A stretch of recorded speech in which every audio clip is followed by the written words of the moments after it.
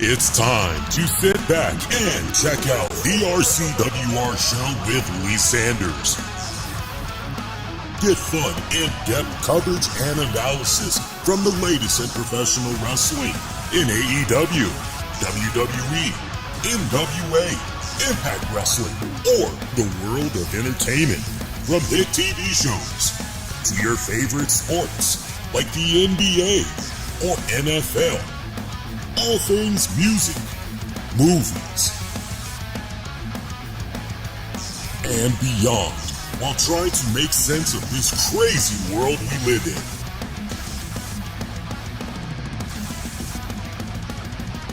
All while keeping it honest, insightful, and interactive since 2011.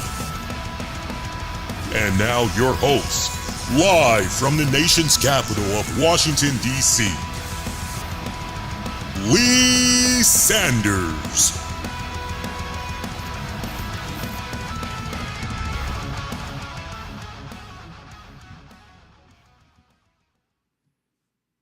Hey. What is going on, everybody? Covering the latest in wrestling, entertainment, and beyond. Since 2011, Lee Sanders with you guys for a all-new special edition of the RCWR show. We're going into July 1st of 2024. Man, I do appreciate those of you that maybe saw a little bit of a heads up that we were doing a Forbidden Door post show. For those of you that maybe just so happened that got your notification just now and you're going to be trickling on in, appreciate the love. For those of you that's going to be maybe checking this out a little bit later on and you'll be checking it out on demand, much love. I tell you what, we're really trying the patience and timing for our listeners tonight that do happen to trickle on in live, because we should have been on almost an hour ago because the pay-per-view went off promptly at midnight. Tech issues in the background. So as some of you guys know, I was working out the kinks going into the weekend on my HP laptop, which I got right over here. And you might have gotten a notification letting you guys know that I was testing out streaming on this bad boy, and seemed as though maybe everything was ironed out. And yet when I tried to connect live tonight, I could not connect to the servers for anything. I couldn't figure out what was going on. The last thing that I had looked at was the internet connection, and I also looked at the specifications for that HP, thinking, okay, well, maybe it just can't handle, and that poor HP, that little tiny thing, it can't handle.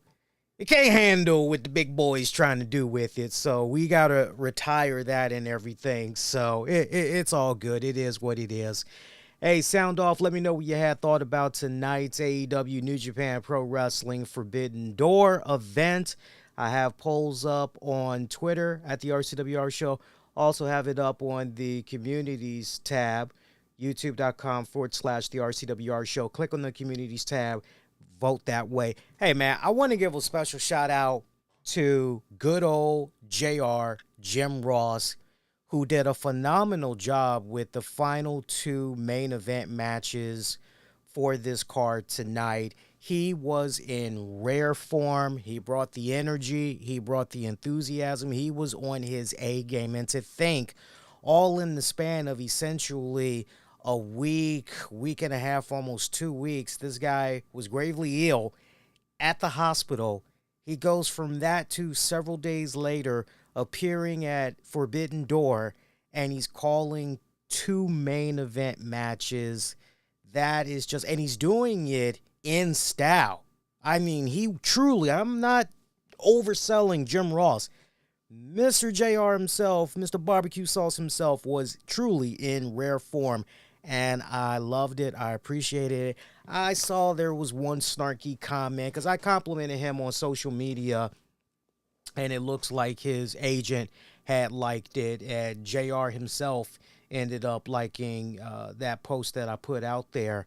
And there was somebody that was coming in with a snide comment saying, oh, well, when he's given some matches that he can actually give a damn about, and he's being paid a boatload of money, sure, he's gonna. And I'm just looking at this going, this dude has no idea what the hell he's talking about, because those of us that truly are unbiased and been paying attention to the career of Jim Ross for a long time. Look, I met JR. I met him, me and the wife. We met him at DC Improv several years back for his one-man show and everything. Hey, if he ever decides to do that again, I highly recommend you guys go. You'll have an entertaining, fun time. He is very, very funny. Very funny. But I remember how long I've been watching the career of Jim Ross, and I definitely, despite my fandom for him, I've let it be known, hey, JR seems pretty off here. Maybe Father Time is catching up with him, all the health issues and all that's going on. Maybe he just needs to go in the corner and chill, right? Maybe he just needs to go chill for a little bit. And I've been the first to jump out there and say, yeah, there's no energy, there's no passion, there's no focus, there's no, right? And it's like, JR, I love you. It hurts me to hear you like this, because I've been following him even when he was offering color commentary with Josh Barnett for New Japan Pro Wrestling on Access TV. I know a lot of you guys years back didn't get that. You didn't get Access TV and all that. So I was able to still hear solid JR. And since he's been in AEW, obviously he's in his twilight years, all that good stuff. But Father Time has been catching up to him. The unfortunate issues with his health, that's just been piling on. That you get to a point where you're looking at JR and you're going, and I get it. Trust me, I get it. I get it. His wife had died, and so he's keeping himself busy. I get it. But you just want to go, man, it's okay to take a chill, man. Like, really, like, but he wants to keep pushing himself. And I commend Tony Khan and them for the way that they're utilizing the man. And honestly, that's respect that's being given to the man for all his contributions to the business and all that. And the way that he still continues to operate. I commend Tony Khan and everybody involved that's trying to continue to keep JR at play. And I think it's smart how they're doing him. I think at this point, until I'm proven wrong otherwise, I think at this point, since they got my man doing 2 matches, 3 matches here and there, although I would like to hear him on the final Rampage or Collision. Let's see how he does with Rampage, right? But JR did good tonight as far as I was concerned. I got to get that out the way because I like to start off with the positives before I go right into the negatives. No, I'm not going to complain about the length of the pay-per-view, even though essentially the pay-per-view started at 6:30 p.m. No, yes, 6:30 p.m. Because I was under the impression it was going to start at 7 p.m. No. They had the pre-show 0 hour start at 6:30 p.m. on the East Coast, 3:30 Pacific time. I'm going, oh, it's one of those kind of nights, huh? It's cool. It's cool. I'm not even complaining about the length because at this point, we know how AEW likes to roll, right? Let's see how fast we can bang through this. I'm going to sound off, give you guys my thoughts, colorful analysis, if you guys come to appreciate it. USB Arena, New York. I love my New York crowd. Y'all rock tonight. All right, pre-show matchup. Cal Fletcher defeating Serpentenko. Singles match, 3 minutes, change. Missed that. I missed that. Caught pretty much the tail end of Kings of the Black Throne. Malachi Black, Brody King defeating Ishii, Kyle O'Reilly, Roderick Strong, Gabe Kidd, Private Party. 4-way tag match, 8 minutes, 35 seconds. I actually enjoyed that matchup for what it was worth. Honestly, all the pre-show matches, with the exception of Cal Fletcher versus Serpico, as I like to call him, because I didn't see that one, I liked all the matches that they had during 0 hour. I thought it was a nice way to try to get you to come on in there, check out the actual pay-per-view card itself. And not to mention, I appreciated the fact that they just went into, I don't know if you guys noticed this, but they went into one match after the other. I mean, at this point, they pretty much just let Excalibur, Nigel McGuinness sell the hell out of the pay-per-view. So, although, I gotta say, I do like seeing me some Renee Paquette and all that. And I like the other dude, actually. I can't think of his name right now. Y'all know who I'm talking about. Glasses, white dude, ponytail. He usually is right there with Renee co-hosting. I like him as well, but, hey, it's all good. Willow Nightingale and Tam Nakano defeating Chris Statlander and Momo Wanatambi. Tag team matchup. Happy that we had got Willow in there, but personally, I wanted to see Willow on the actual card itself. I do appreciate the fact, though, that we got the continuation of the tease there between Nightingale and Statlander, knowing that we're eventually going to see these two girls collide in the Cup and all that. That should be a pretty damn good matchup. Speaking of the Cup, Women's Owen Hart Cup Tournament first round matchup, 8 minutes, 30 seconds. Mariah May defeating Saraya. It's a little bit of a shocker right there. I did not see that one happening. I honestly was under the impression that Mariah May was maybe going to advance there. I thought that would have been some interesting friction going on there between Mariah May and Saraya. I don't know how you guys had looked at that one. Did the right person go over? I mean, I wouldn't be surprised if many of you all out there were under the impression Saraya was going to get this as well, but they went with Mariah May instead. Nice, pleasant surprise. Honestly, I'm okay with this. I love her work. I love that she essentially all these months has been doing her little doppelganger gimmick there of Toni Storm. I'm digging it. I'm freaking digging it. And I just can't help but, you know what? Maybe it's the vintage fan in me, but I'm going to tell you the reason why I love this gimmick so much. It is giving me shades, and I'm a big Mickie James fan. It's giving me shades of when Mickie James first came in as the obsessed fan of Trish Stratus. Shout out if you remember that. That's the whole vibe I'm getting with Mariah May. And I'm just patiently sitting back in the corner. I'm just nodding my head, and I'm waiting for the big payoff when we're going to see Mariah May. Like, Toni Storm just don't know that Mariah May, she's a couple of cans short of a six-pack and then some. That's honestly the vibe that I'm getting. We think that Toni Storm is essentially the crazy one. No. Trust me, a time is going to come where Toni Storm is just going to start saying, okay, wait a minute. She's going to start getting serious.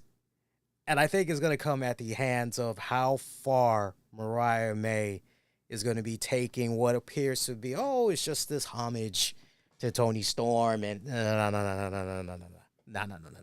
What an interesting dynamic that would be if they had Mariah May win the whole tournament, too, by the way. That'd be kind of interesting. Lucha Brothers. I like all these guys, too, but I'm getting ready to throw a Debbie Downer in this one. Lucha Brothers, Penta El Zero Miedo, Rey Fenix, Mystico, defeating Yoda, Titan, Takahashi. 12 minutes. That was your trios matchup. I hate to say this. I really, really do. This did nothing for me. Of all the matches that was on pre-show 0 hour, I could have done without this one. It just, for me, it felt and fell very flat. I felt like, honestly, I was watching, and I hate saying this because I love the Lucha Brothers, especially that Rey Fenix. I still believe in my heart of hearts, Rey Fenix can do some stuff as a solo act. Penta, not so much. Penta, seems that Father Time is maybe catching up with Penta a little bit. If it ain't Father Time, then maybe just all the stuff that Penta was doing in his younger years in the ring kind of seems like maybe it's kind of catching up to him because he has slowed down drastically. He's dialed it back so much. Only here and there do we see him dial up his favorites, but he's definitely scaled back some, I personally feel. Y'all sound off. Let me know what you think about that. But that Rey Fenix, I've been saying it for a couple of years now. Tony Khan and them, they need to get behind this young brother because dude can freaking go. You essentially got your own little Rey Mysterio and then some if you do this right. They can do so much with this man. And, look, he's having great matches, even in a losing effort left and right. But just the way that you're seeing this guy, he should be. Look, I'm not saying he should be a World Heavyweight Champion.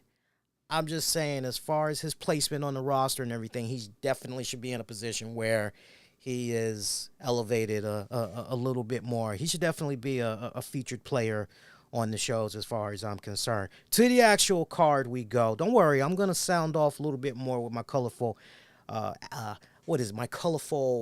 analysis of some of this stuff that's going down here. But look, when it's all said and done, you're talking about 15 matches here. So, bada bing, bada boom is how we got to do this. MJF kicking off the actual pay-per-view card, taking on, how you pronounce this guy's name? Hechicero?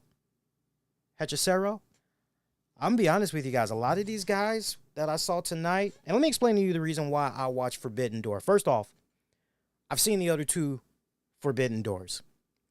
So the odds that I was going to skip this Forbidden Door, highly unlikely. There is that part of me as a wrestling fan, and you know what? Maybe to Tony Khan's newest model that's out there, maybe I am a sicko when it comes to wrestling, right? Maybe I am that diehard wrestling fan that, if his definition of a sicko is a wrestling fan that appreciates any and all things wrestling, yeah, sign me up, man. I'm definitely a sicko.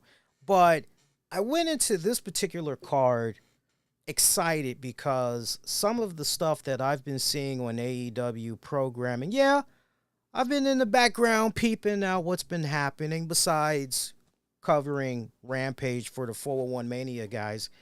But I liked what I was seeing, and some of the stuff that I was looking up online of these New Japan Pro Wrestling talents, CMLL cats, I'm going, yeah, you know what? Okay, sign me up. If you just want to let this card be nothing but about straight up wrestling, right? That's what you're trying to sell, is straight up wrestling.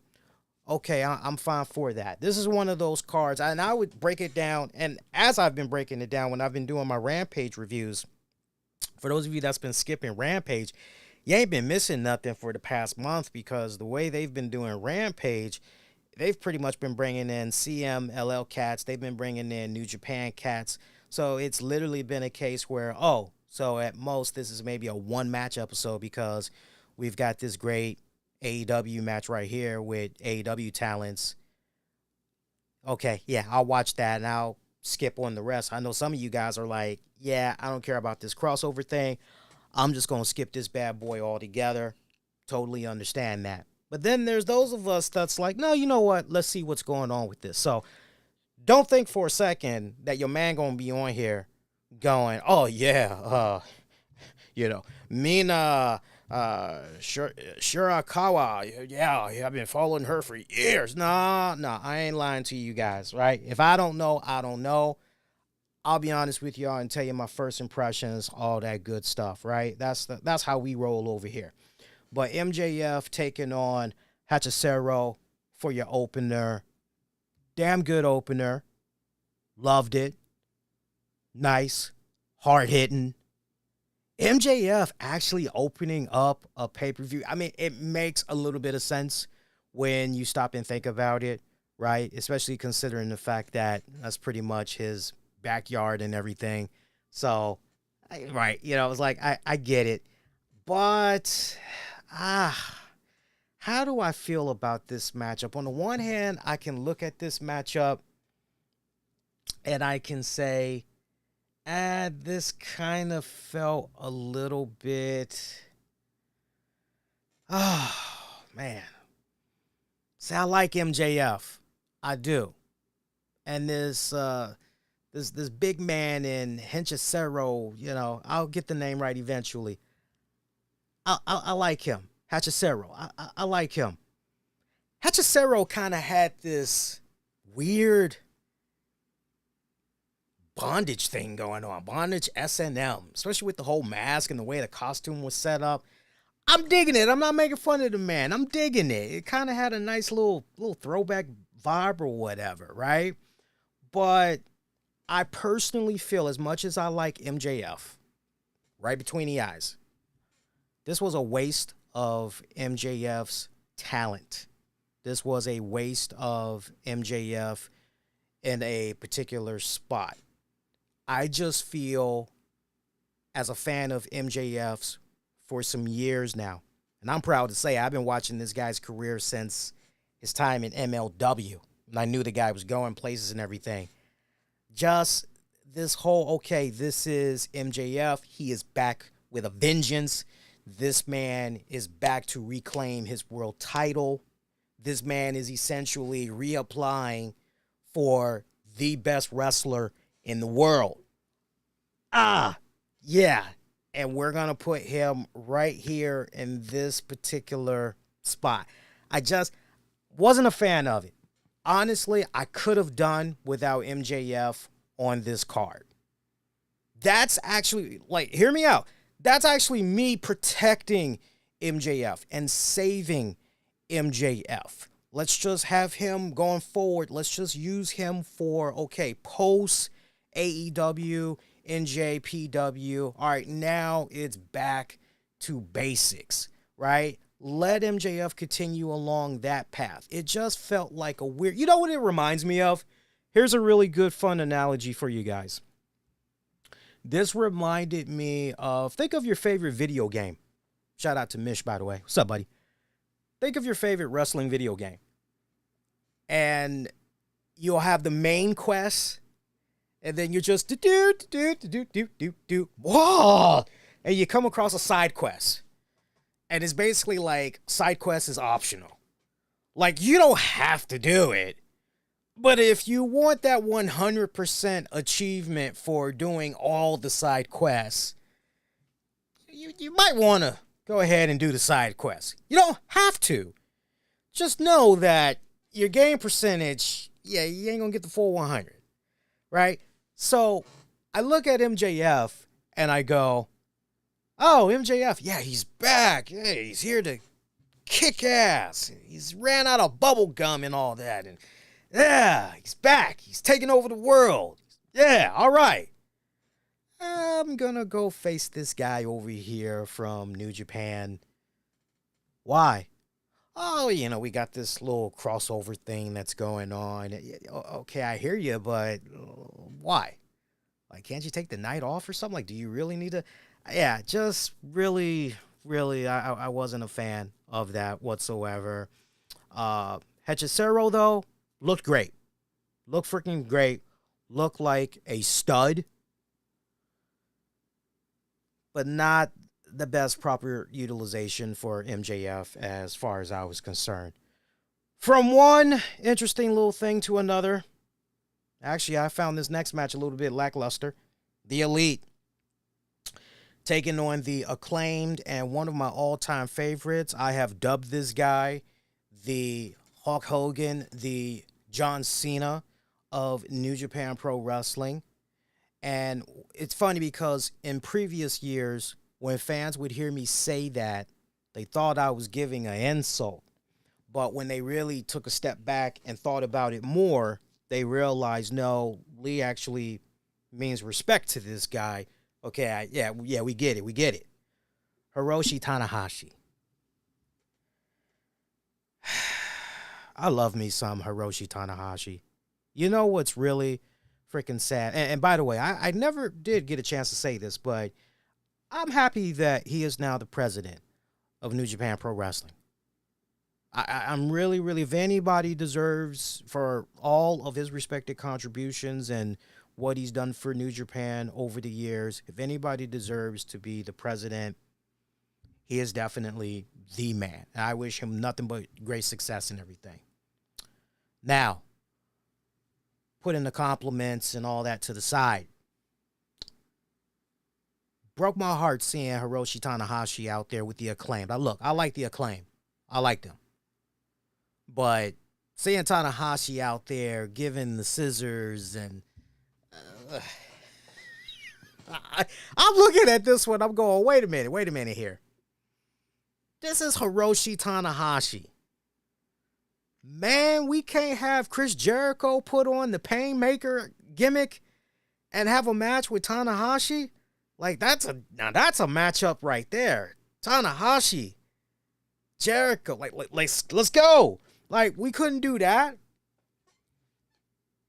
Hell, I would have even bought MJF and Tanahashi. That would have been a nice, built that up properly and all that. But no, we're going to squeeze Tanahashi in here with the Acclaim to take on the Elite. Tanahashi did his best. Really, Tanahashi did his best. But them knees, man, them knees. Father Time has caught up to my boy. They have caught up to my boy. I ain't really got nothing flattering to say about this matchup. This match went down exactly how I thought it was going to go down. Nothing spectacular here. And that's no disrespect to the Acclaim. Look, get that payday, man. Get that payday. You working with the Elite. You getting that little bit of a rub. Hey, do it. Chase that paper. But this match went exactly as I thought it would go down. I did not see these respected tag teams try to take it to another level. I did not feel I was actually watching a pay-per-view matchup. I felt like I was actually watching a goddamn main event match on Collision, per se. So, which is really, really what the F when you stop and think about it. Because, wait a minute, we got a match here that involves Tanahashi. And look, I'm going on and on about Tanahashi because, no bull, I did not even know that Tanahashi was going to be on the card.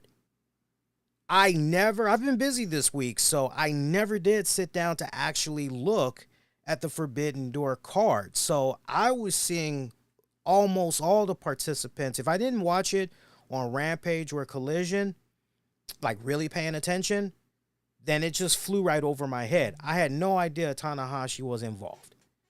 So the fact that Tanahashi was involved in this, it made me a little bit more excited, but kind of questioning at the same time why we got Tanahashi of all the matches, why we got him right here.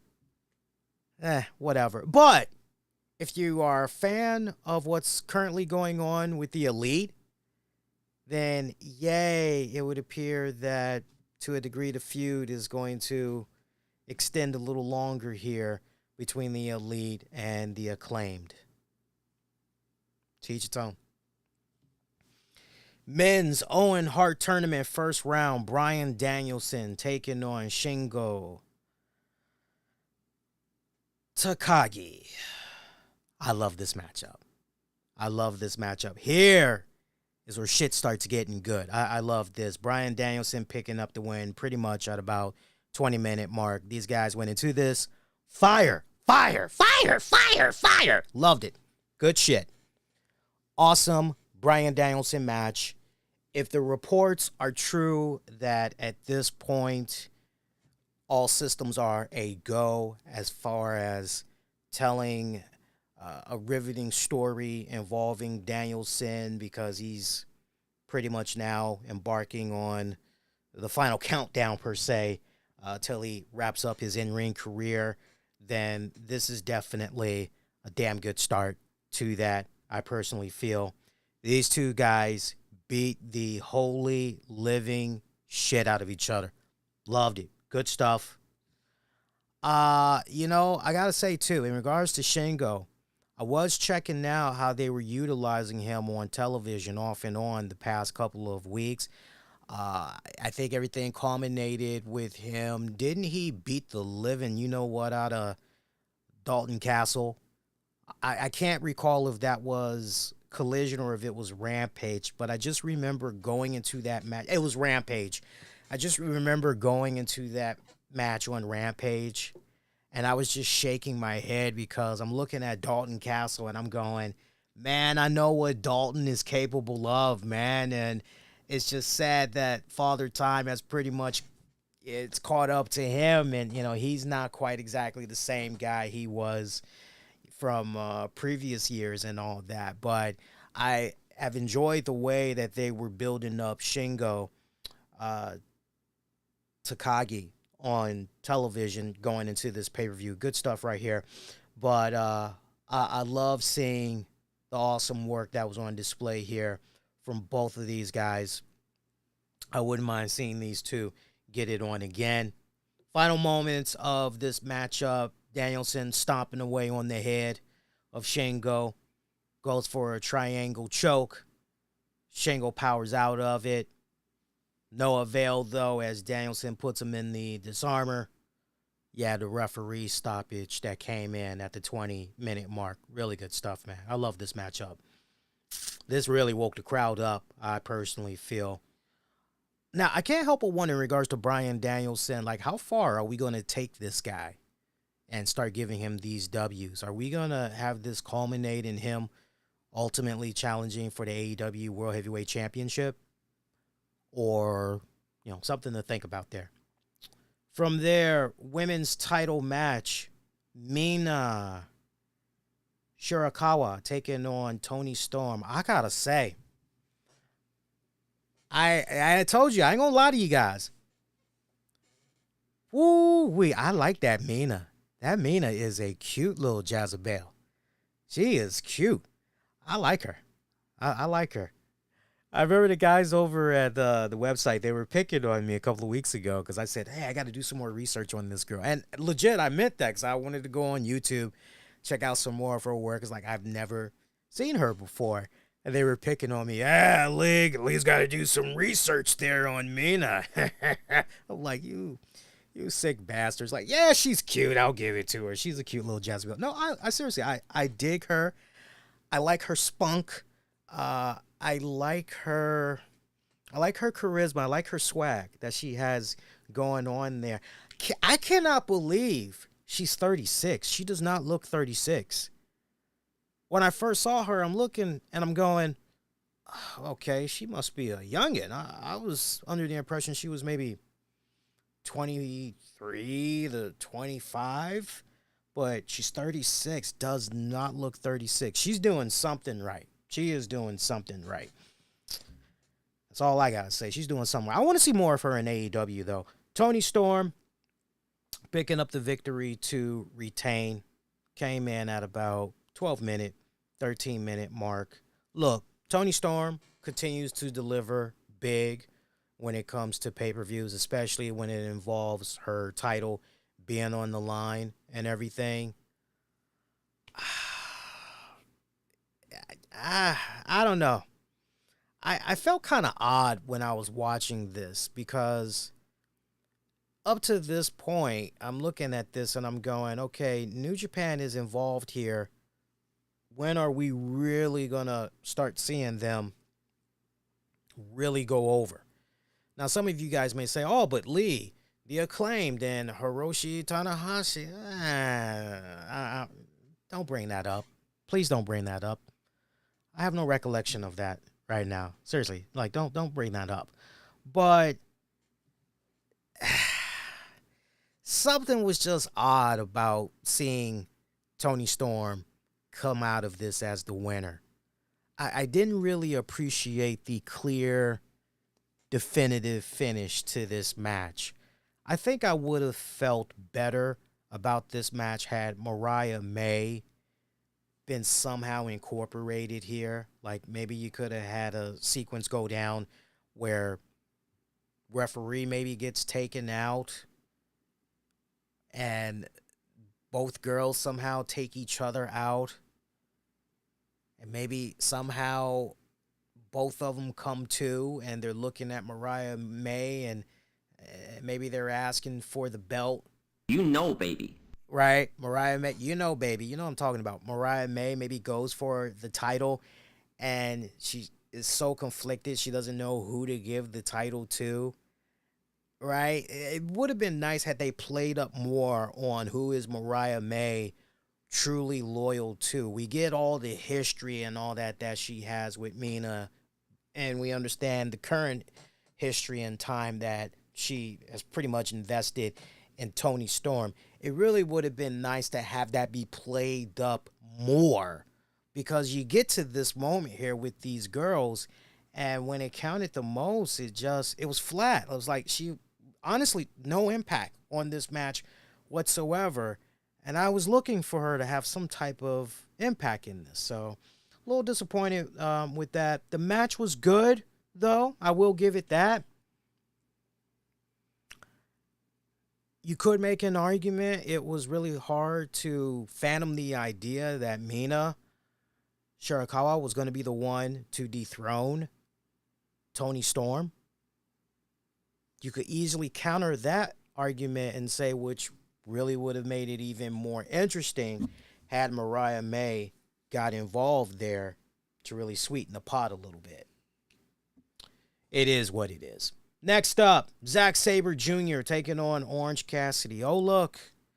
It's another Orange Cassidy match. I felt like Bill Murray and fucking Groundhog Day because the past couple of weeks I have tuned in to Collision or Dynamite or Rampage. I hear that annoying-ass guitar riff. A little Pixies joint. Orange Cassidy comes out, and I'm having deja vu again. I'm going, wait a minute.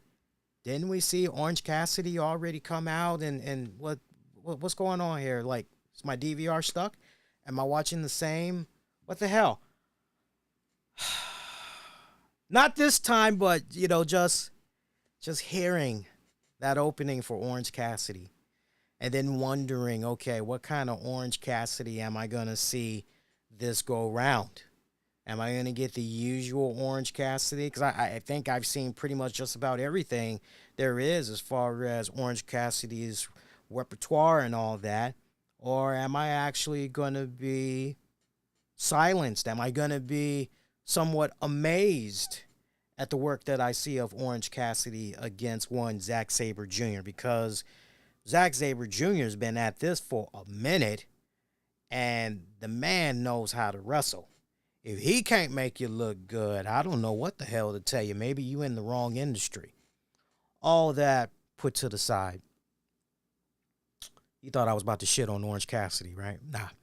This was, since I've been watching Orange Cassidy in AEW, this was one of two of his best singles matches that I can recall to date. Now, some people may say, well, Lee, what about...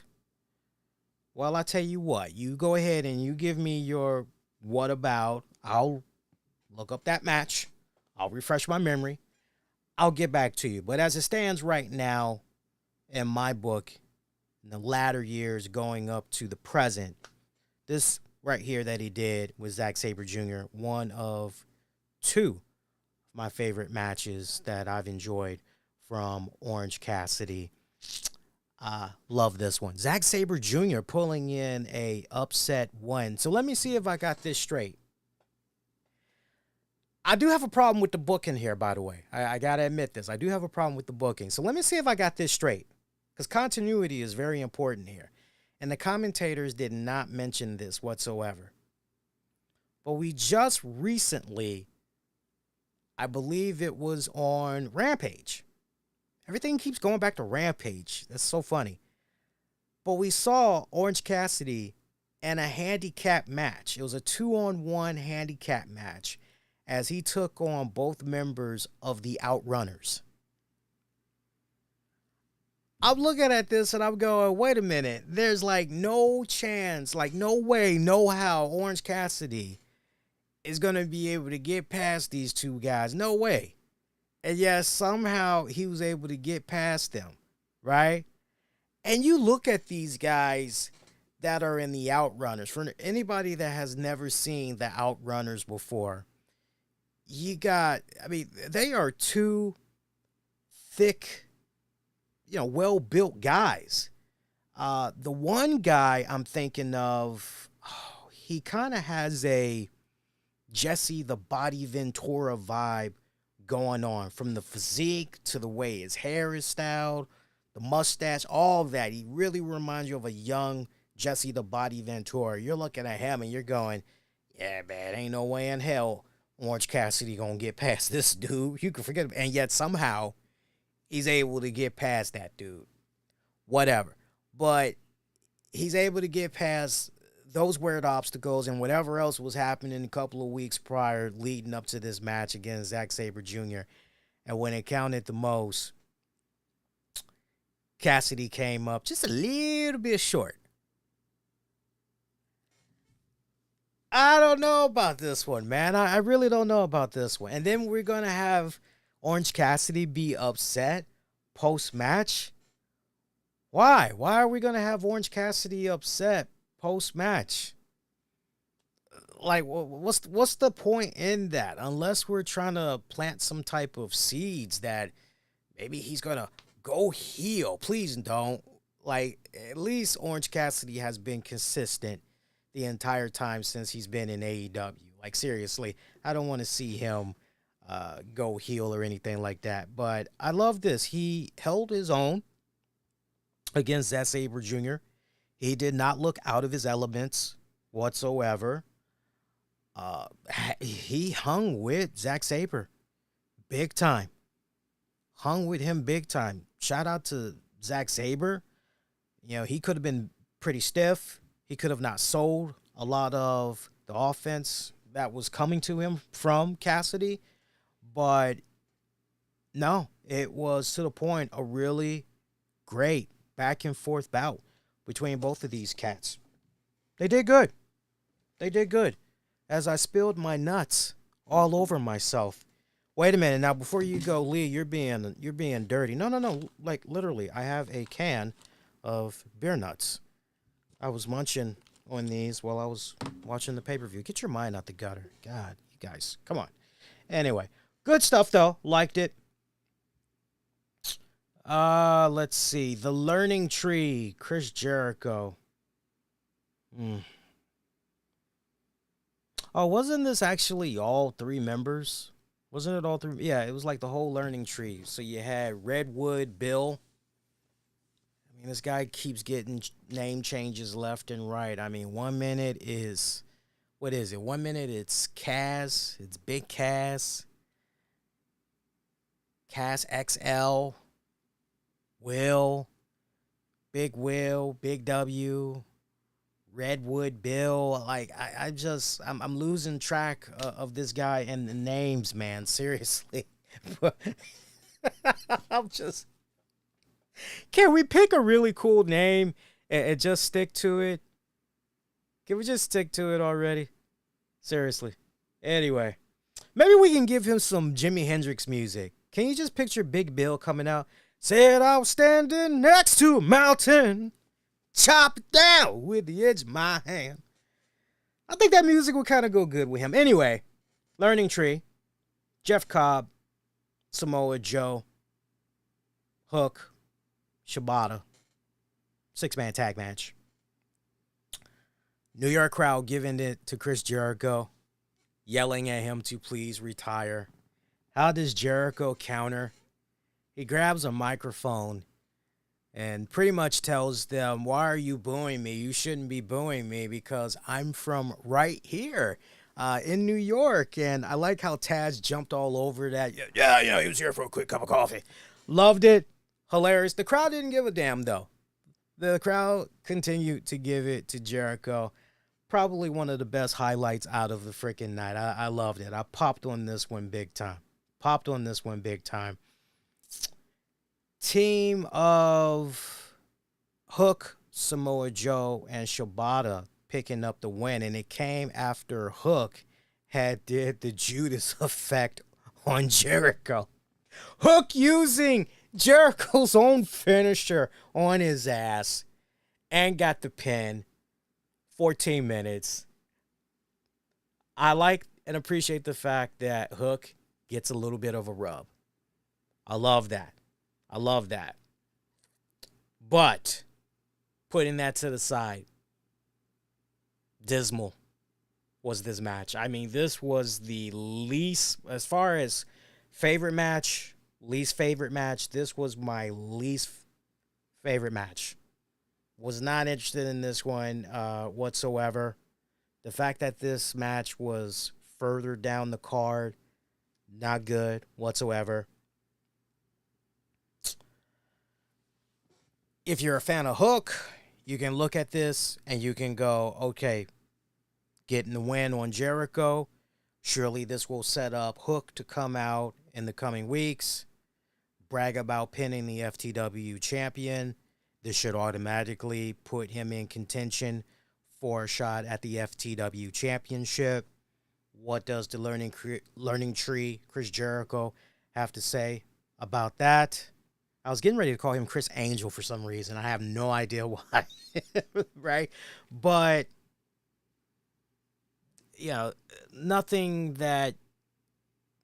jumps out to me spectacular about this match. This is another one of those, you know what, looks like something from a TV show, AEW TV show. Nothing screamed pay-per-view worthy, which kind of goes back to what I was saying earlier about, man, we couldn't have Tanahashi maybe take on Chris Jericho, whatever. TNT Championship match, crowning a new TNT champion. Jack Perry, Dante Martin, Il Phantasmo, Mark Briscoe, Leo Rush, Kazuki Takeshita. Jack Perry. 18 minutes. Your new TNT champion. Love the touch of the ladder match. Some interesting spot fests here and there throughout the night. Hey, you had 6 people that was in this. You had the tables, the ladders, the chairs. Oh my, good utilization of all of that stuff. Crazy shit that you had go down here. I like that Takeshita was getting a huge pop from the crowd. I gotta admit, this very seat, I jumped up thinking, oh man, that big, tall, Asian son of a bitch is gonna do it. I'm a fan of Takeshita. I love the dude.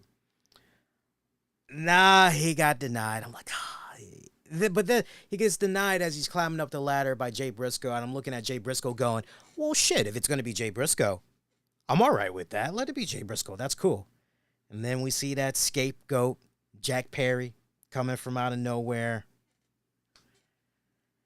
I'm all right. I'm all right with it. Look, I'll give the devil its due. Since Jack Perry has been doing this thing as the scapegoat, it's actually been pretty solid work. He works better as a heel. I will definitely give it that. Curious to see. It's interesting, though. It's very interesting. You just would have thought that under different circumstances, maybe Christian Cage would have somehow been involved in this. And if anybody, okay, Christian Cage, TNT champion once again, holds on to it until Edge Adam Copeland comes back. But with the way things are right now, I don't know how you guys personally feel about this, but my spidey sense is tingling big time, and my spidey sense is tingling and telling me that Edge Adam Copeland, when he does come back, there's going to be a nice back and forth there between him and frickin' Jack Perry. And I can't help but wonder if the Elite may ultimately get involved in ensuring that Jack Perry continues to be the TNT champion. And thus you have this big numbers game that works in favor of them, as Adam Copeland is in such a bad disadvantage. Does this ultimately set up Adam Copeland to maybe reunite with Christian Cage? I just can't help but wonder if that's what ultimately is going to be coming down the pipeline when Copeland does make his return. Sound off. Let me know what you guys are thinking about this, how you all are picturing, because you have enough seeds planted for when Copeland does come back. You could build in a story arc where Copeland reveals that he had spoke with Tony Khan or whatever and wanted to assign a interim champion to continue defending the title, on his behalf while he was out. And then basically when he comes back, the two of them could have a match for the title, right? Like, I just kind of feel as though something along those lines could possibly play out. But then the Bucks go, no, we're going to go in this direction. Just the good old boys, right? Right, looking out for each other and all that. There's enough seeds definitely planted there, especially if you maybe want to go back and somehow incorporate Swerve into the mix as well. No, man, I got this weird vibe. We'll see what happens. TBS title, New Japan Pro Wrestling Strong Women's title. Mercedes Moné taking on Stephanie Vaquer. Winner takes all. Can I be candid with you guys? Stephanie Vaquer, I like her. She comes off like a mature Sky Blue. I mean, literally, you look at her face, really look at her face, and you're going, wow, she looks like Sky Blue, just maybe Sky Blue older by 10 years or something like that, right? That's literally what you're saying when you're looking at her and all that. But, man, I like her conditioning. That's the one thing that really stood out to me, and I'm glad that I think it was either Taz or Nigel that latched on to that as I was thinking about it. Yeah, I'm seeing this girl doing all kinds of stuff off the ropes and everything, and her conditioning, it is off the chains. I'm not seeing this girl huffing or puffing, nothing of that magnitude. I mean, she is acting as if this ain't nothing. I can do this for an hour, and I ain't gonna break a sweat, right? I mean, very cool, very collected. I'm a fan of her work. I'm definitely a fan of her work. I understand why she was the New Japan Strong Women's Champion at one point. I totally get that. Here's the thing, though. Forbidden Door. This is where the buck stops here. And I'm not talking about the Young Bucks. But this is where the buck stops. Because you have Mercedes Moné. You have her win this fucking match. At this point, this is when I'm looking at my monitor and I'm just shaking my head. I'm doing like the Kanye West gif. And I'm going, what are we doing here?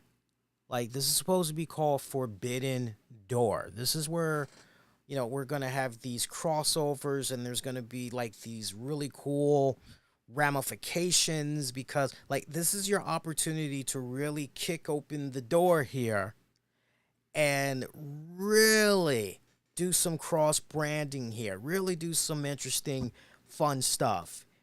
And yeah, now we're not doing that right here, right? Up to this point, I'm going, But then when I get to this joint, when I get to this match, everything that I've seen of Stephanie Vaquer, I'm going, oh shit, yeah. Okay, I think this could maybe go Stephanie's way. I think this could possibly send some shockwaves for a couple of weeks. Moné will get the title back, but, I see something interesting going down here.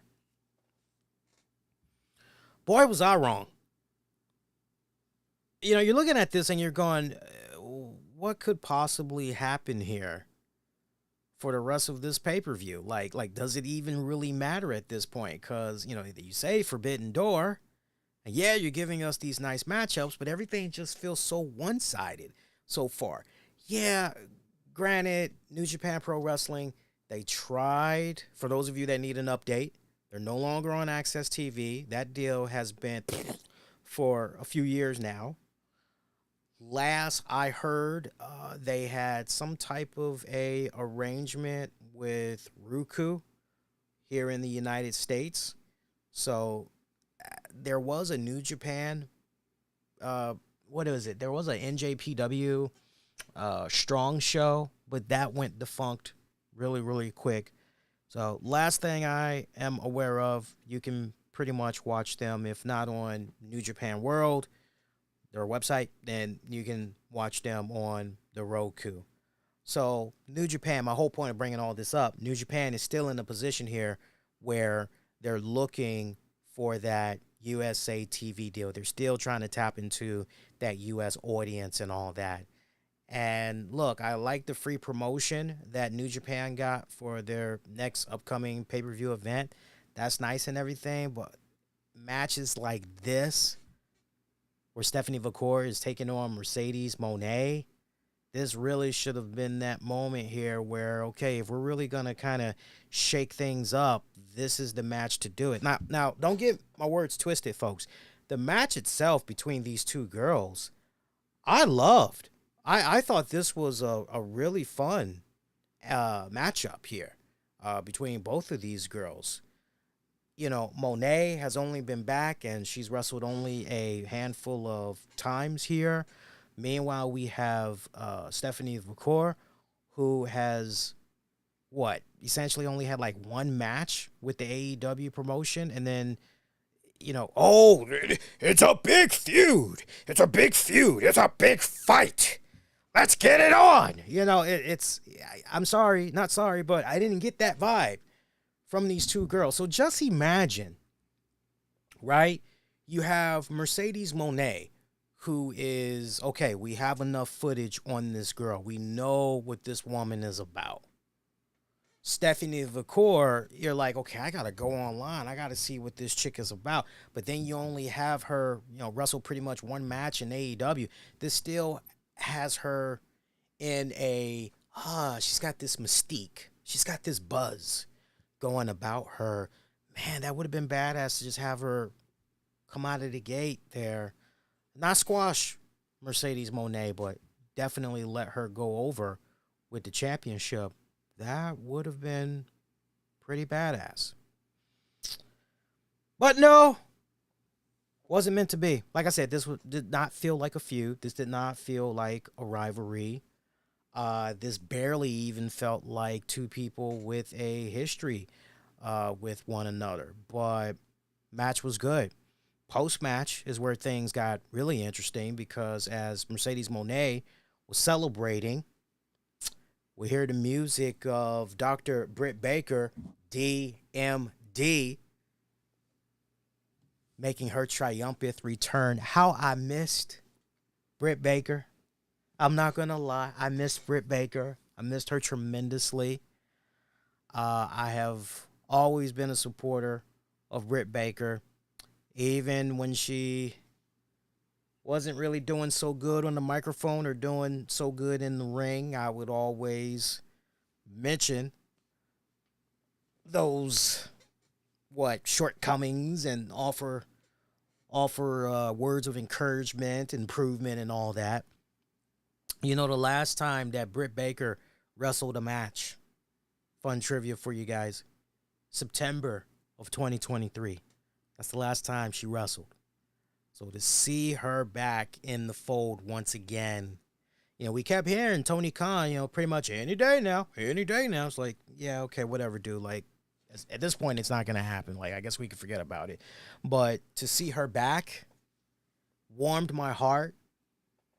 So to see Britt Baker and Mercedes Mone in a feud, that's going to be pretty damn good.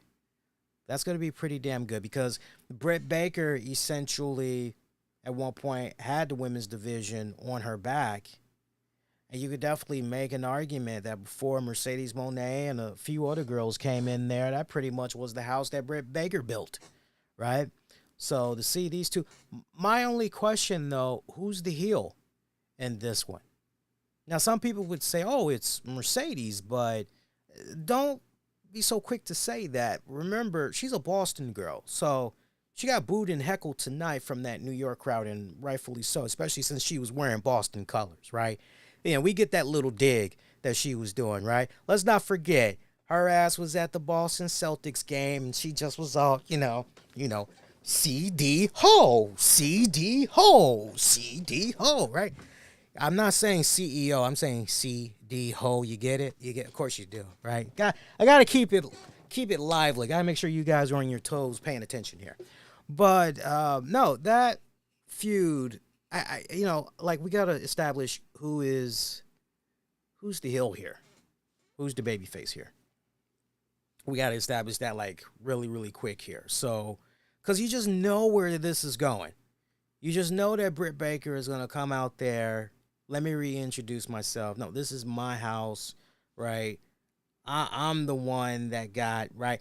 You're able to eat here because of me, because I'm the one that set the table here. You're welcome. Like I can see, and she's right. In storyline, she's right. So I can't wait to see how this is going to pan out here. Is this going to be a case of let the best woman win, right? Maybe then in the process somebody goes the a-hole route. Like there's so many twists and turns that this one could possibly go. We'll see what happens. IWGP World Heavyweight title. Tetsuya Naito taking on Jon Moxley.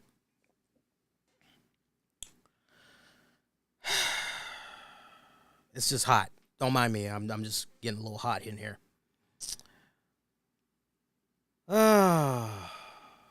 Naito picking up the win to become the IWGP World Heavyweight Champion. Yeah, this is another match, unfortunately, that suffered from the same effects as the previous match that we literally just got done talking about. These guys, they were feuding. Okay, they're feuding in this other universe over here that most people don't really know about, so they're not really able to truly take in this match for all it's worth. But whatever, we'll put that to the side, and I guess we can kind of focus on the match itself or whatever. Naito getting the championship, that's a good thing. That's a good thing. Because it wrenches it away from the hands of AEW. Right? AEW has had a nice little run with it. Now it's New Japan's turn. And they've got Naito right there, right? Built into New Japan. All right, let him run with it. Let him do his thing and everything. Okay? I'm actually glad that something happened right here. Something big, something major. This was really that first big major. Not shocking as far as shock value goes and all that. No shock value in this at all.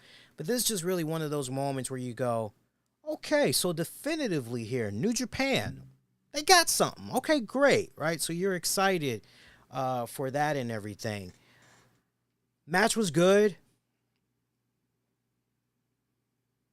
Felt kind of like a big deal seeing Moxley lose in this match, lose this championship, because now you kind of wonder, okay, so what's next for Moxley here? What's he got his eyes set on next, right? So I kind of like how we set this up here, per se.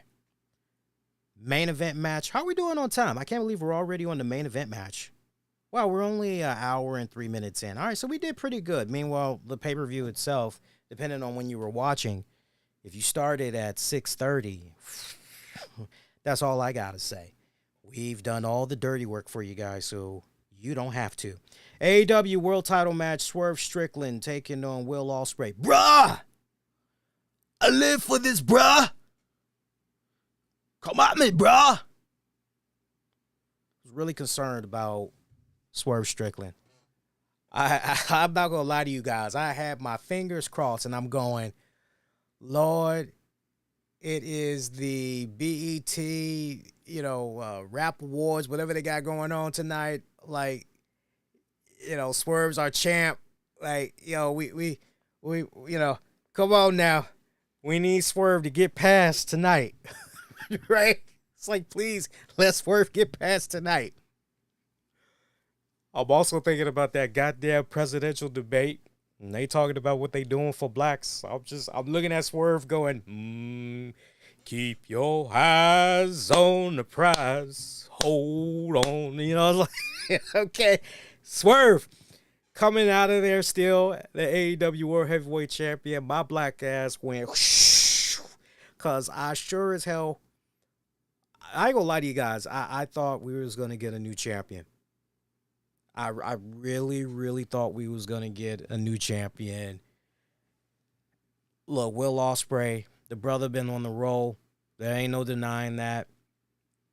And we all collectively as a wrestling community, even some of us in the podcasting land, we've been kind of looking a little sideways what's been going on with Swerve, going, what they doing to our boy? Like, what the hell, man? Right? We see him at many points kick off a show, or he's the second attraction on the show. There should be like this big old majestic feel to Swerve as the AEW World Heavyweight Champion when he's in the house. There should be the champ is here. There should be that big epic feel. Like, everything is can't miss moment when this guy arrives and everything. So, they've kind of rebounded a little better within recent weeks and all that. But, this match itself, best show on the whole card. Best show on the whole card. I'm not overselling it. I'm not overhyping it. No, I ain't overselling it. This was definitely the best match on the entire card. So that should really tell you guys a lot of the, grand total 15 matches that they had for this damn thing. These two beat the holy living crap out of each other. Fantastic story that they took telling it. I love towards the end of the match how they had Don Callis try to get involved there and toss Osprey a pair of pliers. Osprey not wanting to use it. Callis, hey, you got to do it. It's the only way to do. It's the only way you're going to become champion. You got to get the job done. And then seeing Prince Nana have a few words there with Don Callis, pushing him on his keister. Osprey coming in there, grabbing that spiked pile driver, getting ready to use it on Prince Nana. Nana pleading with him. Osprey kind of coming to his senses, throwing that screwdriver down and everything. Tries to get back into the ring. Swerve setting him up for the house call. Then the Swerve stomp. Only a near fall. Swerve ended up snapping the arm. Goes for another house call, which looked damn pretty. Got a near fall. Sets up another house call. Goes for the JML driver. Retains the championship. 30 minutes of a match. This was if you're looking at it from the standpoint of being a Swerve Strickland fan, you're looking at the fact that he got this W on Will Ospreay, and you're going, yes, because this is that big, definitive victory for Swerve. You're going, this is a signature match right here for Swerve Strickland, because if you had doubts, if you were concerned, because let's be honest, if Swerve would have lost this, then everybody in the community would be saying, God damn, they did our boy dirty. They literally made this dude a transitional champion. Like, what the hell? And a lot of us would have felt vindicated, going, yeah, these guys obviously didn't know what the hell to do with this guy. Here, case in point, right? So the fact that they gave him this big win, good stuff right here. The fact that Don Callis was involved, I like that friction that you now have with Will Ospreay and Don Callis, because there's going to be some fallout from that. I could easily see Will Ospreay coming out, bruh, would have had it, bruh. I could see him coming out saying, if Don Callis didn't stick his nose in my business there's no telling what possibly could have happened. I can literally see that. And then, of course, Ospreay maybe reevaluating his position there with the Callis family. Yeah, he's got that history with Cal Fletcher. Obviously, that's kind of it's going to be an interesting crossroads right there, right? Where does Fletcher's loyalty lie? Is he going to roll with Ospreay, or, Is he going to continue to be part of the Callis family? You just kind of feel as though, as far as the next chapter for Osprey, it's going to involve going back and forth with the Don Callis family. That's what's going to be occupying his future, his immediate future, in the next little bit. That's how I personally feel. Main event match, though, that's really where the meat and potatoes was. As far as the whole show itself, it wasn't a bad show, but how can I say this? You can have all the crossovers you want. You can have all the names that you want. If you want to just throw a bunch of matches together to infinity and beyond, go ahead, knock yourself out. But, some people care more about the substance, right? Need more substance, need more meat on them bones. Don't just give me a meal. Make sure that there's some substance that's coming with that meal. Make sure there's lots of meat that's part of that meal, right? If I say I want a salad, if I say I want a chicken Caesar salad, don't throw in that motherfucker 3 pieces of meat and then say, there's your salad. Like, load that mofo up. Give me some meat in that damn salad, all right? But yeah, I mean, the wrestling for the most part held itself up. Many times you're looking at some matches going, this is more suitable for an AEW television show. My God, they could have easily, looking at the 0 hour stuff, they could have easily trimmed the fat on that one and just made that 2 matches. Some of these matches that we just went over for the actual card, they could have looked at some of those and just say, you know what, let this bleed over to AEW programming. There's like an easy 2 to 3 that they could have done right then and there. So my overall, we're about to see what you guys had to say, because I'm very curious how you all voted for this pay-per-view. But I would give this pay-per-view card, just looking back at all the matches here. And again, my least favorite, most favorite match, Swerve Strickland, Will Ospreay. I do want to give an honorable mention to Mercedes Moné and Stephanie Vaquer. Yeah, you know what? Let me give an honorable mention to there's 2 other honorable mentions. Bryan Danielson, Shingo Takagi. What was the other one I was thinking of? Orange Cassidy and Sabre Jr. Yeah. So I gave you my honorable mentions, but my most favorite match of the entire card, Swerve and Osprey. Least favorite match.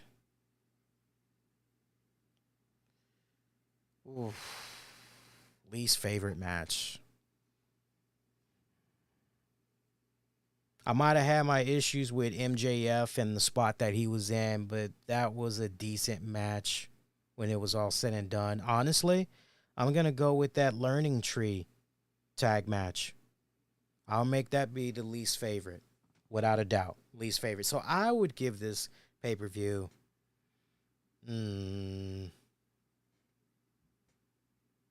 what I just named off, y'all, about 4 matches I liked, pretty much. Out of 15, 6 out of 10.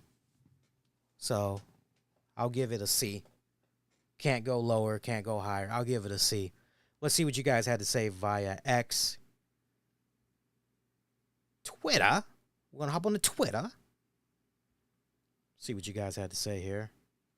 I'm on the Twitter, and I'm trying to see what you guys had to say. Shout out to those of you that's watching via Twitter. I don't know why. I have this accent, by the way. All right. 5% of you felt it was a terrible show. 11% of you felt it was a below average show.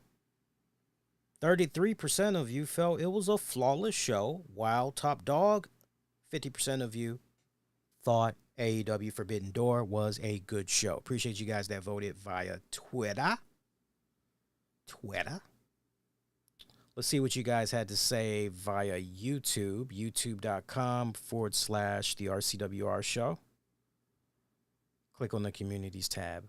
While I got this loading up, hey, make sure you go to rcwrshow.com.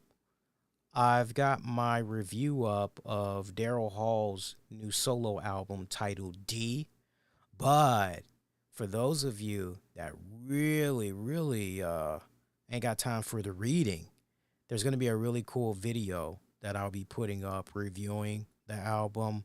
I'm taking my production to a whole new level with the way I do my album reviews. For example, you guys will see exactly what I'm talking about. That'll be up sometime Monday for sure. So look out for that. Good stuff. All right, let's see how you guys voted here. Hey, that's weird. I could have sworn I put the poll up on YouTube. I remember seeing it. Huh, interesting. Hang on, guys. Hang on. Well, ain't that a bitch?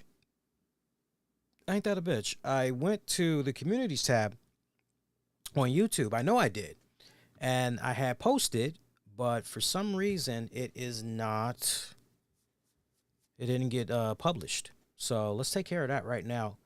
I think I know what probably happened. It most likely was that damn HP laptop computer. That's so sad that thing cannot handle going live with OBS and all that. I guess when it's all said and done, that thing is pretty much just good for browsing the web. I wonder if if it can't do OBS, restream and all that, it makes you wonder if it can even handle a Zoom meeting. Shit. All right, give me a second here. I want to post this on Twitter. I'm sorry, on the YouTube channel. Hang on a second, guys. So we got Flawless Show. That's one option. And what I'll do is I'll circle back when we get to the Monday night show after Raw and see what the final tally is for you guys. So we'll give you guys a good show option. And then that leaves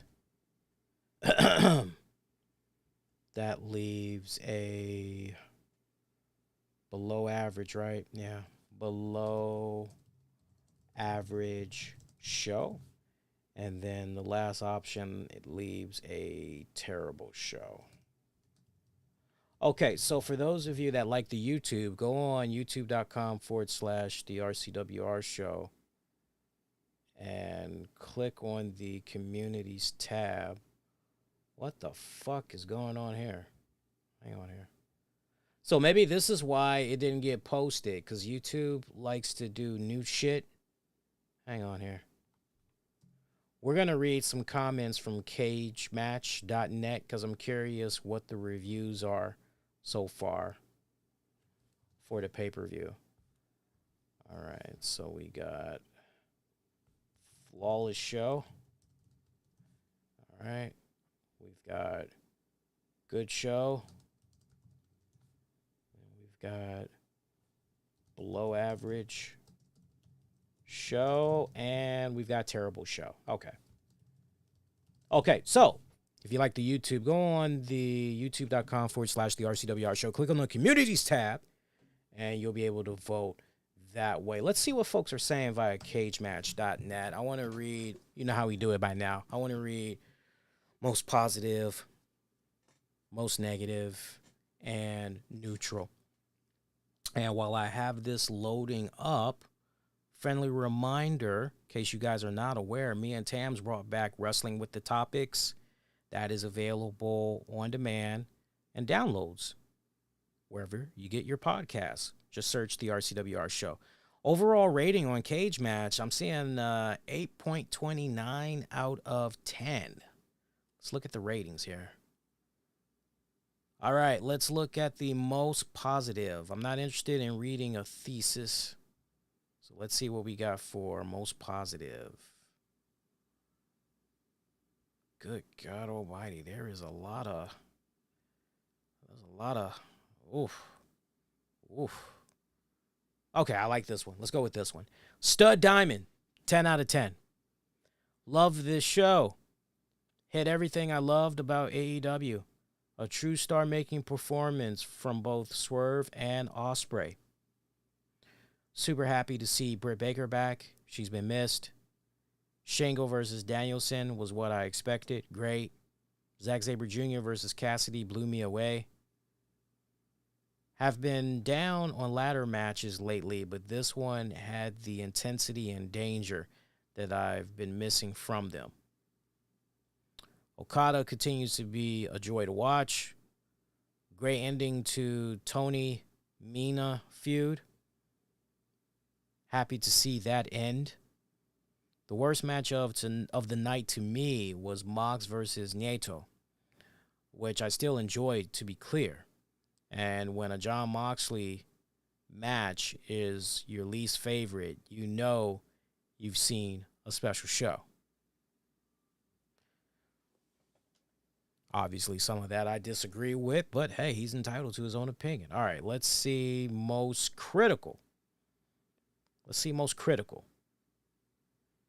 Right now, I'm only seeing an 8 for most critical. Oh, wait. I see a 7. No, I see a 5. Wait, I see a 4.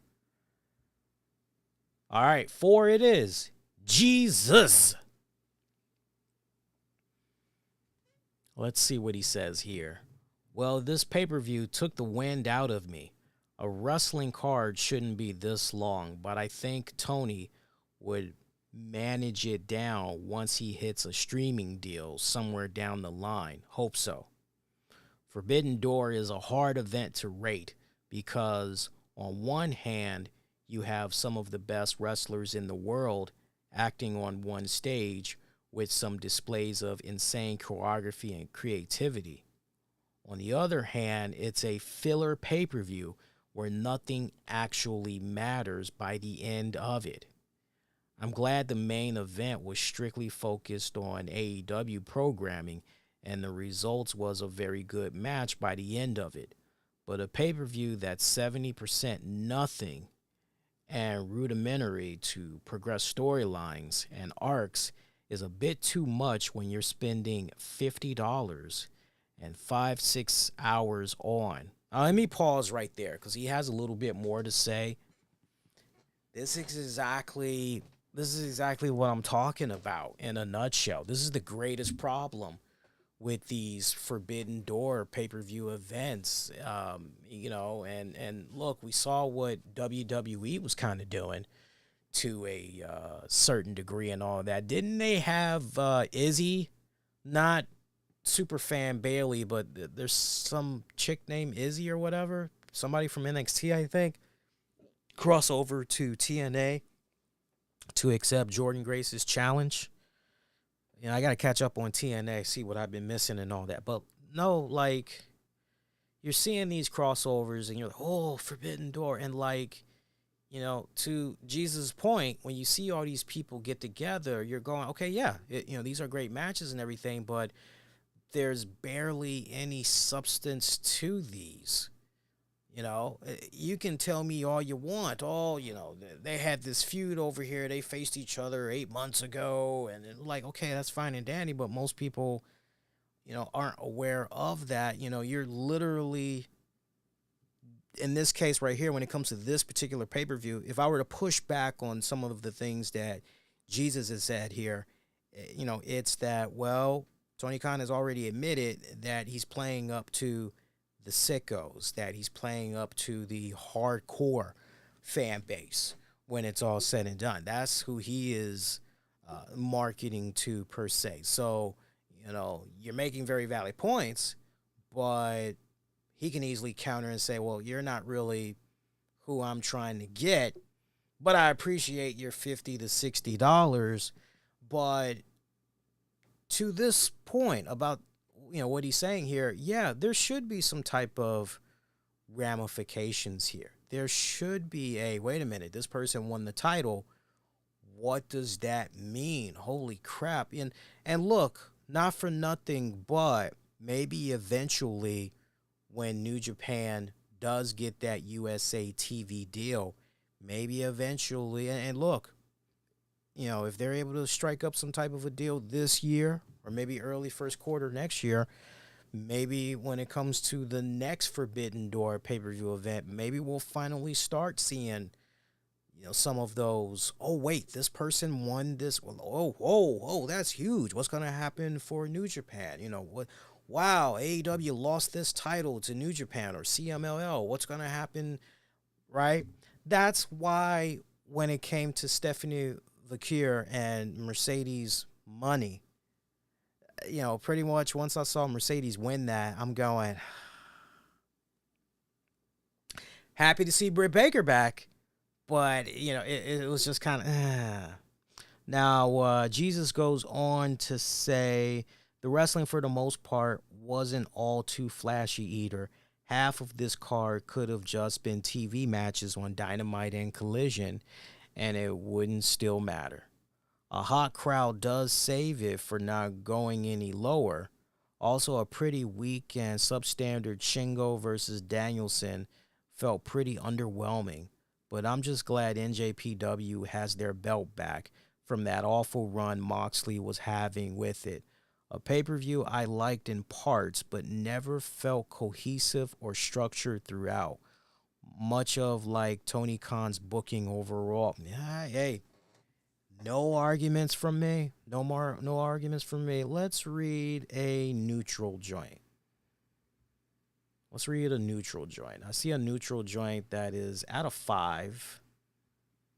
And then we'll go with a 5, and then we'll close it out with a 7. All right, so I see a 5 from 821 BVR, who says, it's become very self-evident to me that AEW has purely differentiated itself into just a wrestling show.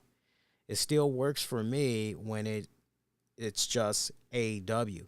But this Forbidden Door season just didn't do it for me. It's interesting. Let me pause right there. It's interesting because since I have been working on the 401 Mania site, I think I'm coming up now on, I've been doing Rampage. Rampage has been around, almost 4 years? God, time flies, man. But the point that I'm making, with these Forbidden Door pay-per-views, the way BVR is talking, that is how most people that I've come across in the comment section operate when it comes to Forbidden Door. Those that do watch Rampage, it's the usual diehard Rampage fans. And at the end of the day, they just want to be entertained. They know it's a fast hour. They appreciate that fast hour. They know they're going to get some pretty decent matchups and everything. So the hardcore Rampage fans, they will usually come around. But then you'll have those that, out of curiosity, they want to see what maybe they might have missed. So they'll read the review and everything. And usually that is a case where, I don't care about this whole crossover stuff. I just care about the AEW stuff because, it's not like these New Japan or these CML cats are going to be around long term anyway. Like, so why should I care? That's usually the running theme that I always notice. All right, BVR goes on to say, once again, I'm that guy who isn't a young buck anymore and can't hang with a 15-match card. After a while, all I wanted was Swerve versus Osprey because we all know that would slap, and I'm glad I saw it. Overall, all I can think is that this show was fine. I definitely need more story and drama in my matches. Yeah, it's very hollow. You're just watching these matchups, and, there's not enough.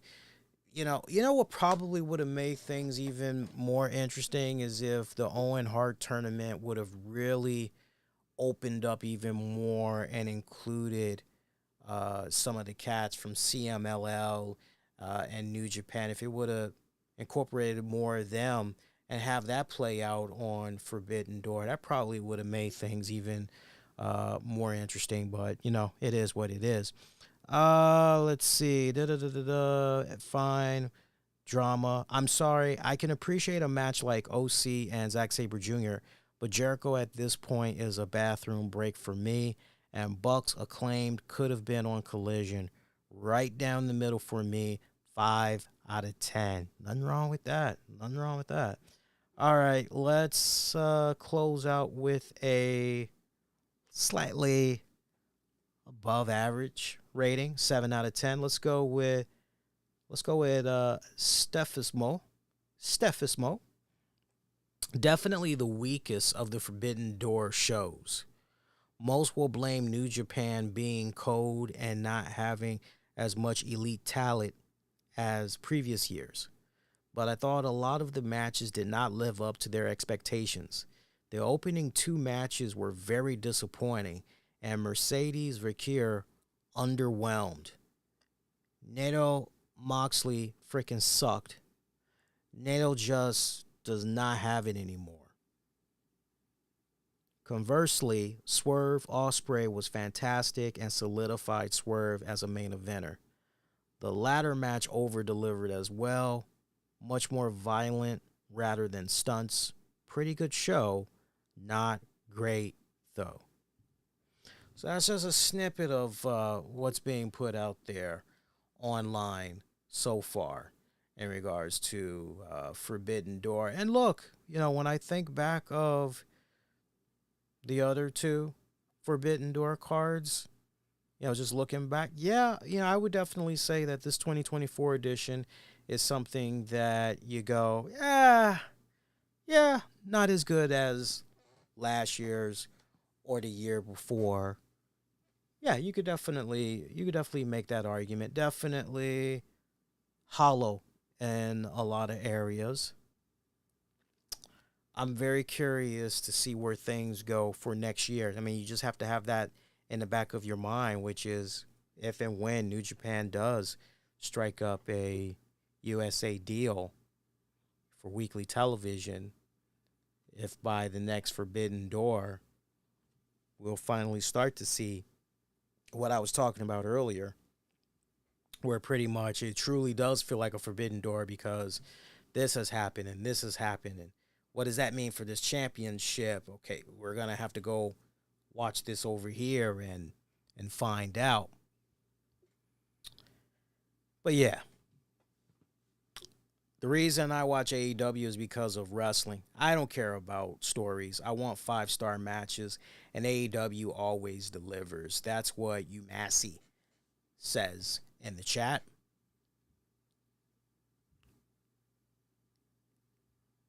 I'm trying to read the rest of the comments, but I'm having a hard time loading the rest of them, so give me a second here.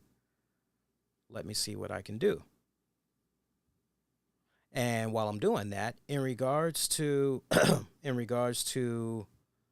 that, good for you. And I'm not being sarcastic. Good for you. If you only care about the wrestling, you don't care about the stories, then you know what? Good for you. I know in a day and age where people want to have that incentive for continuing to come back to a weekly serial, they care about that emotional context. They care about that human connection. And for them, they have to have that story arc. They just got to have it. You can have a badass character that looks good, might smell good. Every time they're on the camera, they command the screen, right? But man, if when they open their mouth, they can't talk worth a damn, nothing else is really going to matter, sadly. And that's the truth. Nothing else is really going to matter, sadly. But hey, whatever gets your thrills, man. That's what I always say. Whatever gets your thrills. All right, let's see here. I'm trying to load up the rest of these comments, but you know what? I'm just going to have to start utilizing this new phone. Let me go on the phone here, and I'll just load up the comments that way. Let's see. we're getting ready to wrap it up, too. We're already past 90 minutes. I like to try to keep these post shows as short as possible. We've been doing a better job, too, in regards to the post shows. We've been doing a better job keeping it short. Well, let's see here. Yes, hit the likes. Hit the likes. I'm doing all the dirty work for you guys, so you all don't have to. All right, let's see here. I'm trying to... Hang on. Trying to click on the video here. That's not working. I don't know why it's not working. Oh, here we go. Bam, there we go. All right, let's see what we got here via YouTube. Shout out to Mish. Yeah, Britt, Mone, that's going to be fire, without a doubt. Let's see. Yep. Umassey is obviously a big AEW fan from what we see in the chat. So, sounds like he enjoyed himself quite a bit checking out tonight's AEW Forbidden Door pay-per-view. So, that's good. That's good. Look, when it's all said and done, man, whether you're an AEW fan, you're a WWE fan, you're a TNA fan, you're a New Japan Pro Wrestling fan.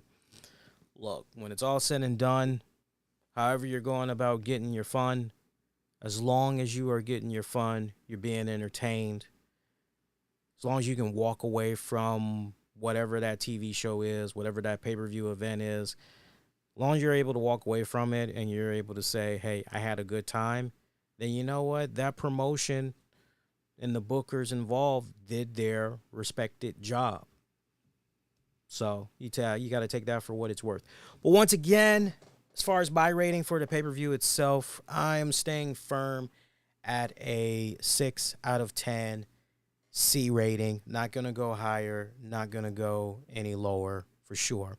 So as far as quick programming notes go, I will be back live with you all for your Monday night post-show after Raw. We'll be going a little bit all over the place on that one. We'll definitely talk Raw Fallout. WWE's got their own pay-per-view. I think that's going to be coming up this coming weekend. I think it's on a Saturday, right? I think they got it coming up. So we'll dive into all of that. I know there's some interesting little news tidbits we need to get into. I've yet to sound off on the Who Killed WCW finale.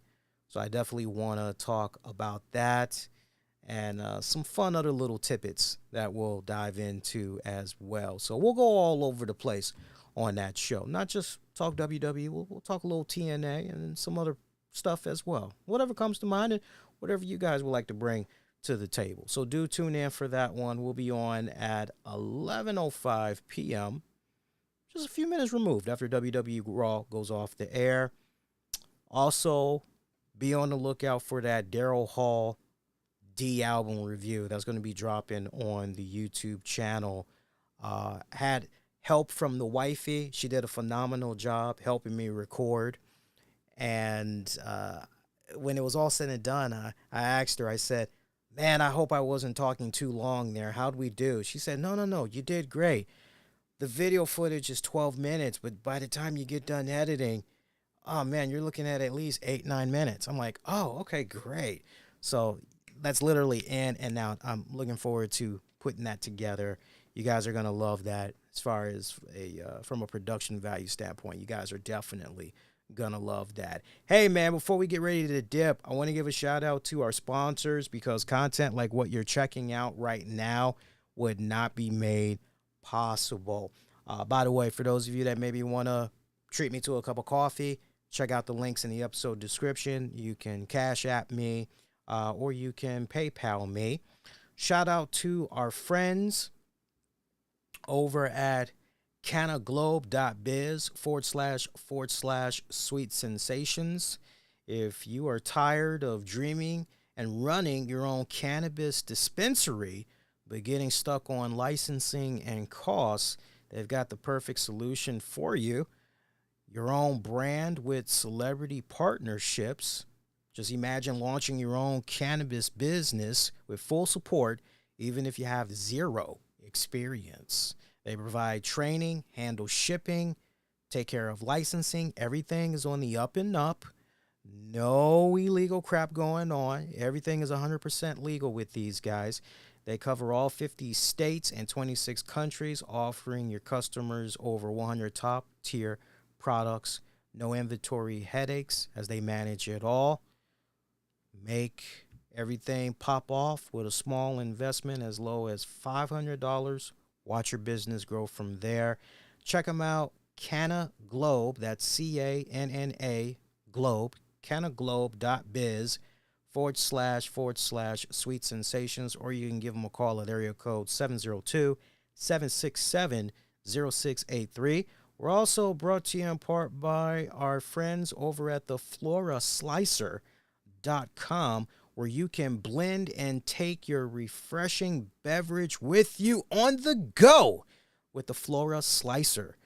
Beat the heat in style while staying hydrated with the Flora Slicer, as it is portable and waterproof, not to mention provides a healthier alternative as you can mix your favorite drinks without the need of being in front of your blender in the kitchen. We've all been there. Can't go nowhere until we mix that drink in the kitchen. No more. You ain't got to deal with that. Check out the Flora Slicer today. Visit FloraSlicer.com. Appreciate these guys. Awesome sponsors. Love these guys. Got a couple more shout outs I want to do. Shout out to our friends over at the Orange and Blue Glory. Make sure you check out their Facebook page if you are a Gators fan. You definitely want to represent for all things Gators. Check out the Orange and Blue Glory Facebook group. My ED Med, if you're tired of paying all that money for Viagra or Cialis, call the good folks over at My ED Med at 1-833-693-3633. You can buy generic versions of the drugs I just mentioned.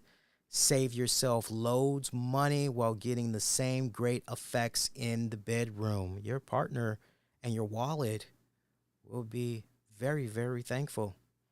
Also brought to you in part by the Top Tier Financial Group. Visit them at toptierfinancialgroup.com. They are a group of tax attorneys, enrolled agents, and CPAs that specialize in tax resolution, tax preparation, wage garnishment, and bank levy release, tax lien removals, audit representation, bookkeeping. These guys got over 15 years of tax industry experience. So if you are in that position where you've already got that letter in the mail and mofos have hit you up saying that they are taking you to court and they're looking to sue you and get a judgment in their favor, you definitely need to get on the phone already and give these guys a call.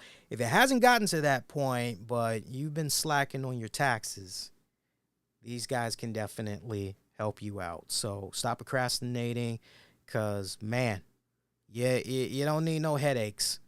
You don't need no headaches. Bad enough when you have that type of stuff on your credit report, but if it ends up getting too out of hand, the damage that it can do for you for many years to come, unchecked.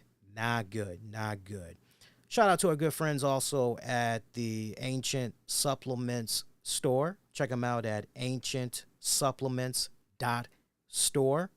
It's a veteran-owned business. If you need supplements, vitamins for great focus, clarity, hip joints, you name it. You're having some slight spasms. You know, they've got all types of great vitamin supplements that you guys can check out at great affordable prices. Make sure you visit them at ancientsupplements.store. All these great sponsors, we love, we cherish, we appreciate them. As once again, content like what you're checking out right now would not be made possible. So represent, check them all out. And as always, you can read the episode description of this very episode so you can check them all out. All right. Shout out to friends over at Wrestling Soup. Shout out to Julian Cannon of Digiday and the Nocturnal.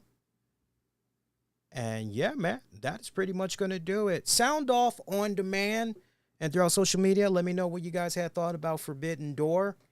And hit the likes, all that jazz. It helps me out a great ton. It helps me keep the content rolling. But most importantly, when you hit the likes, it helps put more eyeballs on the content. And we are so damn close to hitting 15,000 subs. We had a nice boom a couple of weeks ago, but now we're kind of getting a little slow again. So I want to see us hit 15,000 so we can celebrate. I don't know. Maybe I'll do a giveaway. I don't know. As a way of saying thanks, guys. I don't know.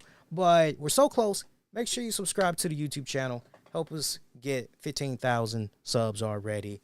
Appreciate it. Get at your man on the Twitter, Facebook, YouTube. Use the keywords, the RCWR show. To the person asking, what time did AEW go off the air? AEW Forbidden Door went off the air exactly at midnight. And we are just now wrapping up the post show at 1:45 exactly. Wishing all of y'all to be safe. Most importantly, be kind to one another. I'll see you guys for the Monday Night Raw post show. Unless you have other plans, I'll say happy 4th of July to you in advance. Take care, y'all.